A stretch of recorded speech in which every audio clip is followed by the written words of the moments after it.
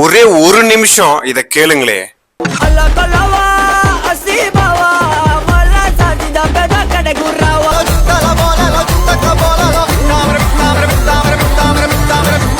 இப்ப உள்ள cinema music எப்படி இருக்கு உங்களுக்கு? முடியல சார், கேட்க முடியல, பாட்டு கேட்க முடியல. என்ன நாளைக்கு நியூஸ் பேப்பர்ல ஃபர்ஸ்ட் பேஜ்ல இந்த இசையமைப்பாளர்கள் எல்லாத்தையும் தமிழ் சினிமால இருந்து குழி தோண்டி புதைச்சிட்டாங்க அப்படின்னு போடுங்க.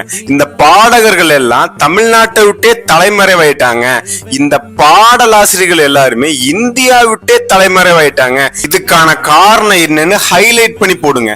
இதோட ஹெட்லைன் என்ன தெரியுமா? தமிழ் சினிமாவின் தற்போதைய இசையின் நிலை அப்படின்னு போட்டு பெரிய ஒரு கொஸ்டின் மார்க் வைங்க.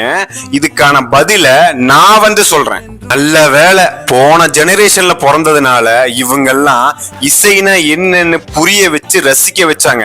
இந்த ஜெனரேஷன்ல பிறந்திருந்தா இசைனா என்னன்னே தெரியாம செத்துருப்போம். தமிழ் சினிமால இருந்து யாராவது எதுக்குடா அப்படி பண்ற அப்படின்னு கேட்டாங்கன்னா, Ilaiyaraaja, Deva, S.A. Rajkumar, A.R. Rahman, Harris Jayaraj, Yuvan Shankar Raja, Vidyasagar, Bharadwaj, Mani Sharma, DSP, D. Imman இவங்க பாட்டை மட்டும் கையில கொடுத்து கேட்க வச்சா போதும், அமைதிய சத்தமே இல்லாம அவங்க வாட்டுக்கு போயிருவாங்க.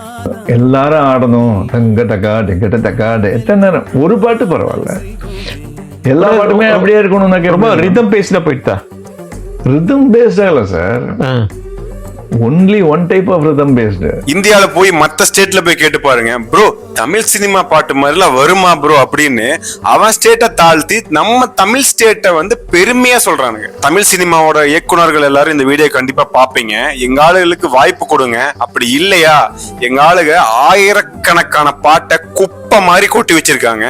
நீங்க ரெட்ரோ சாங்னு சின்ன சின்ன கட் சாங் மாதிரி போடுறீங்களா தமிழ் சினிமால, அதுக்கு பதிலா எல்லா படத்துல இருந்து ஒவ்வொரு பாட்டை எடுத்து ஃபுல்லா வச்சு அதையே ஒரு ஆல்பமா கொடுத்துருங்களே, வேலையை முடிஞ்சு. எங்களுக்கு இதை விட சந்தோஷமோ இதை விட ஒரு நல்ல பாட்டு எங்களுக்கு திரும்ப இனி கிடைக்குமான்னு தெரியல.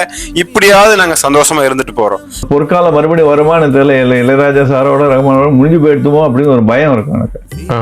இனிமே மறுபடியும் வருமா, மறுமலர்ச்சி வருமா தெரியல. காலம் தான் பதில் சொல்லணும். I am waiting.